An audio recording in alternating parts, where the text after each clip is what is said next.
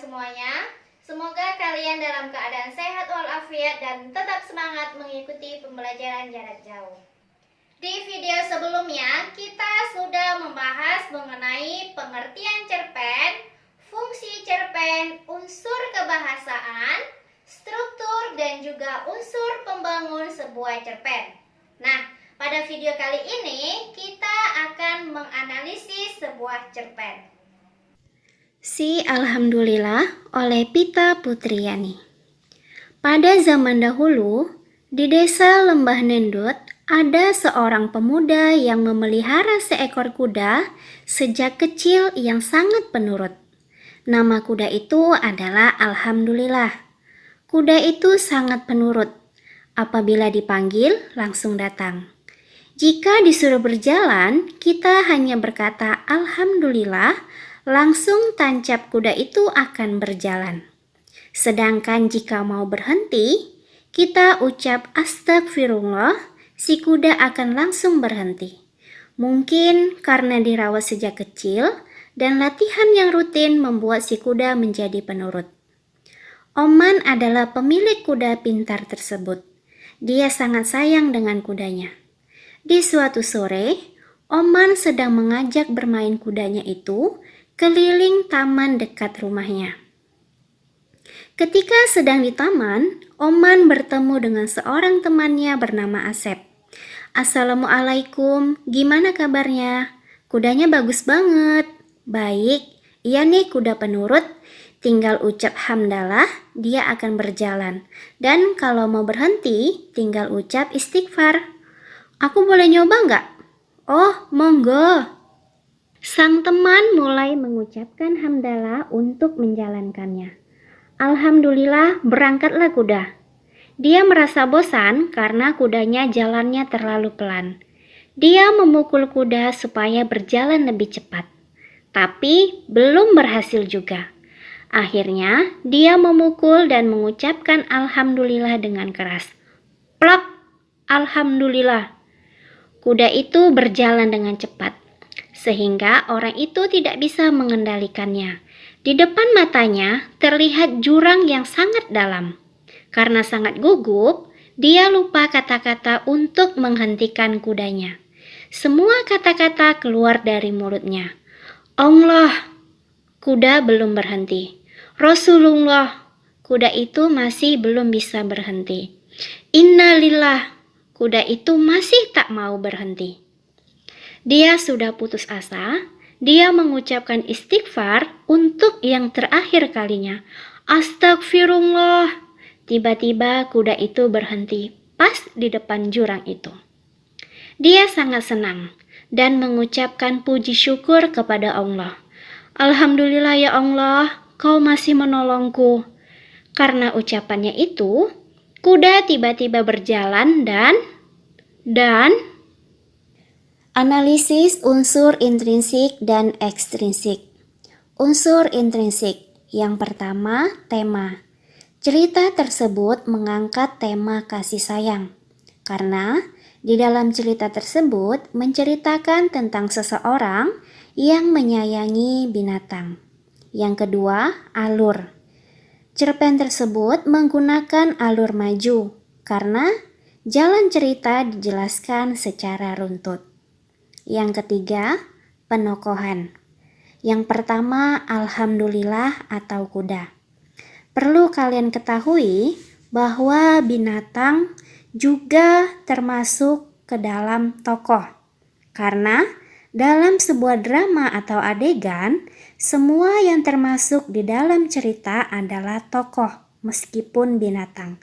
Contohnya dalam cerita si kancil dan buaya.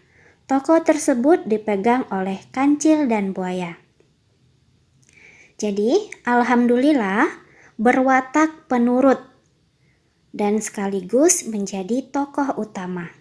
Bukti dari watak penurut tersebut adalah penulis menggunakan metode analitik atau mendeskripsikan wataknya secara langsung. Pembuktiannya bisa dilihat pada nama kuda itu adalah Alhamdulillah. Kuda itu sangat penurut. Apabila dipanggil, langsung datang. Nah, di sini penulis langsung mendeskripsikan bagaimana watak dari si kuda tersebut, yaitu kuda itu sangat penurut. Tokoh yang kedua, Oman. Oman memiliki watak penyayang dan baik hati. Di sini, penulis juga mendeskripsikan watak Oman dengan metode analitik atau pendeskripsian secara langsung. Pembuktiannya bisa dilihat pada kalimat, Oman adalah pemilik kuda pintar tersebut. Dia sangat sayang dengan kudanya. Oman bertemu dengan seorang temannya bernama Asep. Assalamualaikum, gimana kabarnya? Kudanya bagus banget. Baik, iya ini kuda penurut. Tinggal ucap hamdalah, dia akan berjalan. Dan kalau mau berhenti, tinggal ucap istighfar. Aku boleh nyoba nggak? Oh, monggo. Jadi, di sini kita dapat menemukan watak penyayangnya itu dari kalimat dia sangat sayang dengan kudanya.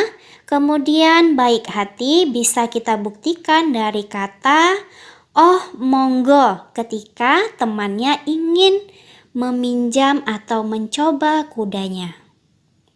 Tokoh yang ketiga, Asep. Asep mempunyai rasa ingin tahu yang tinggi.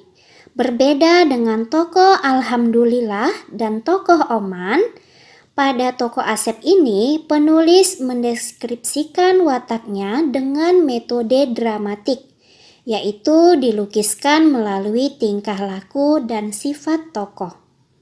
Pembuktiannya bisa dilihat pada kalimatnya, aku boleh nyoba nggak? Unsur yang keempat, latar. Latar tempat. Yang pertama, Desa Lembah Nendot. Pembuktiannya pada paragraf yang pertama, kemudian yang kedua, taman dekat rumah. Pembuktiannya pada paragraf yang kedua, dan dekat jurang. Pembuktiannya pada paragraf yang ketiga. Selanjutnya, latar waktu. Latar waktunya yaitu pada sore hari. Dan latar yang terakhir yaitu suasana. Di awal cerita, suasana yang timbul biasa saja. Tetapi di akhir cerita, menegangkan karena terdapat konflik dan lucu. Unsur yang kelima, sudut pandang. Di sini penulis menggunakan sudut pandang orang ketiga sebagai pengamat. Unsur yang keenam, gaya bahasa. Gaya bahasa yang digunakan adalah aptronim. Aptronim adalah pemberian nama yang cocok dengan sifat atau pekerjaan. Kemudian unsur ekstrinsik. Yang pertama, nilai moral.